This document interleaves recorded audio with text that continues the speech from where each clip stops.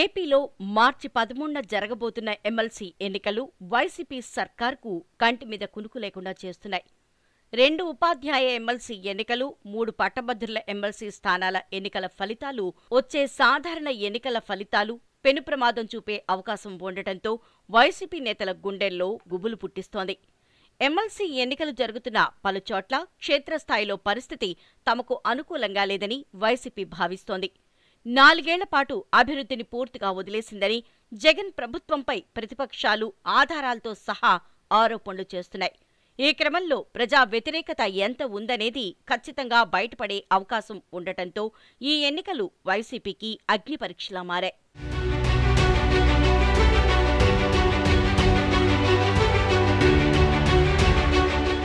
MLC అభ్యర్థులు ఓటర్లకు ఎరవేసే ప్రయత్నాలు ఊపందుకున్నాయి. ఎన్నికల ప్రక్రియను అధికారులు ప్రతిష్టాత్మకంగా తీసుకుని ఏర్పాట్లను పర్యవేక్షిస్తున్నారు. ప్రధాన రాజకీయ పార్టీలైన వైసీపీ, టీడీపీలు కూడా ఈ ఎన్నికల్లో అభ్యర్థులకు మద్దతివ్వడంతో పెద్దల సమరం మరింత రసకందాయంలో పడింది. సాధారణంగా పోలింగుకు 2 రోజుల ముందు ఓటర్లను ప్రలోభాలకు గురిచేయటం చూశాం. కానీ ప్రస్తుతం ఎన్నికల ట్రెండ్ మారినట్లు కనిపిస్తోంది. పాత పద్ధతికి స్వస్తి చెప్పి కొత్త అంకానికి తెరలేపటం విస్మయాన్ని కలిగిస్తోంది. ఎమ్మెల్సీ ఎన్నికల్లో అధికారులు చూసి చూడనట్లు వ్యవహరిస్తున్నారనే ఆరోపణలు వెల్లువెత్తుతున్నాయి.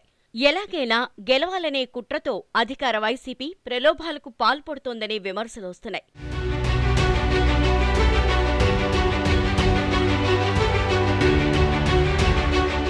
వీలైన చోట్ల నగదు, మద్యం, క్రికెట్ కిట్లు, గిఫ్ట్లు కూడా పంపిణీ చేస్తూ ఓటర్లపై వల విసురుతున్నారు. కొన్ని చోట్ల నాయకులు సంఘాల నేతలతో మాట్లాడి గంపగుత్తుగా ఓటర్ల మద్దతు కూడా కూడగొట్టుకునే పనిలో వైసీపీ అభ్యర్థులు పడ్డారట. బూతుల వారీగా ఓటర్లలో అనుకూలంగా ఉన్నవారు, తటస్థంగా ఉన్నవారు, ఇతర ప్రాంతాల్లో ఉంటున్నవారు ఇలాంటి వారి వివరాలు సేకరించి తమ బుట్టలో వేసుకునేందుకు వైసీపీ యత్నిస్తోందని ఆరోపణలొస్తున్నాయి. శాసన మండలి, పట్టభద్రుల, ఉపాధ్యాయ నియోజకవర్గాల ముసాయిదా ఓటర్ల జాబితాలో పెద్ద ఎత్తున బోగస్, డూప్లికేట్లు ఓట్లు ఉన్నాయంటూ ఫిర్యాదులు వచ్చాయి. ఎన్నికల సంఘం వాటిని పూర్తిగా తొలగించిందనే విమర్శలు వెల్లువెత్తుతున్నాయి. తుది జాబితాలోనూ పెద్ద సంఖ్యలో బోగస్ ఓటర్లు కొనసాగుతున్నారని ప్రతిపక్షాలు ఆరోపిస్తున్నాయి. వైసీపీ అభ్యర్థుల్ని గెలిపించి జగనన్న రుణం తీర్చుకోవాలంటూ మంత్రులు, వైసీపీ ఎమ్మెల్యేలు చెప్పడంతో నిరక్షరాస్యులు సహా 10th, ఇంటర్ విద్యా అర్హతలున్నవారిని పట్టభద్రులేనంటూ వాలంటీర్లు దరఖాస్తులు చేయించారనేది ప్రతిపక్షాలు ప్రధానంగా ఆరోపిస్తున్నాయి.